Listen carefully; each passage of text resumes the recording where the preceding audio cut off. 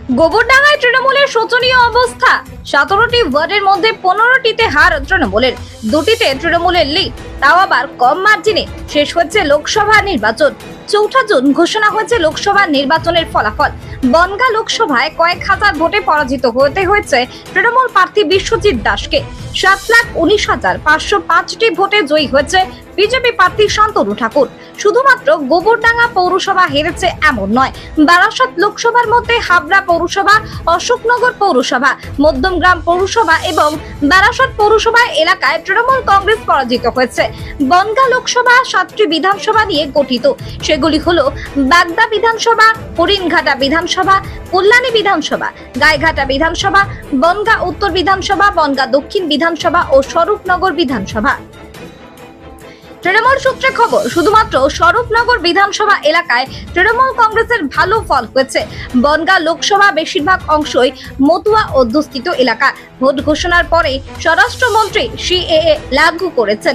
এর ফলে বিজেপির ঝুলিতে এসে পড়েছে মতুয়াদের একাংশের ভোট। অ্যাকচুয়ালি এটা আমাদের কাছে অনভিপ্রেত। আমরা এখনো নিজেরা বুঝে উঠতে পারছি না যে প্রকৃত অর্থে কি কারণে এটা ঘটল। আমাদের দিদি মমতা বন্দ্যোপাধ্যায় এবং অভিষেক বন্দ্যোপাধ্যায়, তাদের নেতৃত্বে বাংলার জয় জয়কার। প্রকৃত অর্থেই বিরোধীদের বিসর্জন হয়েছে।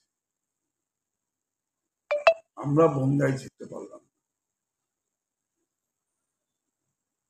আমাদের পরিশ্রম, আমাদের কাজ, আমাদের চেষ্টার কোনো ত্রুটি ছিল না এবং দল সর্বাত্মকভাবেই এবারের ভোটের লড়াইটা আমরা করেছি। বিশ্বজিৎ দাস অত্যন্ত ভালো প্রার্থী, কারণ সে একটা সর্বক্ষণের দলের কর্মী, নিচু স্তর থেকে উঠে আসা এবারের বিধায়ক। ফলে কর্মীদের মধ্যে আলাদা একটা উন্মাদনাও ছিল। আমরাও ভীষণ জোশ নিয়েই কাজ করেছি। এটা কল্পনাতীত। আমরা খোঁজ করবার চেষ্টা করছি, বুঝে নেওয়ার চেষ্টা করছি। প্রাথমিকভাবে যেটুকু বুঝেছি, বনগাঁ লোকসভায় সিপিএম এর প্রার্থী না থাকার কারণে সিপিএমরা টোটাল ভোটটাকেই বিজেপিতে ট্রান্সফার করেছে। কংগ্রেস এখানে ভোট পায়নি। এটা একটা কারণ, এটা একটা বড় কারণ মনে হয়েছে।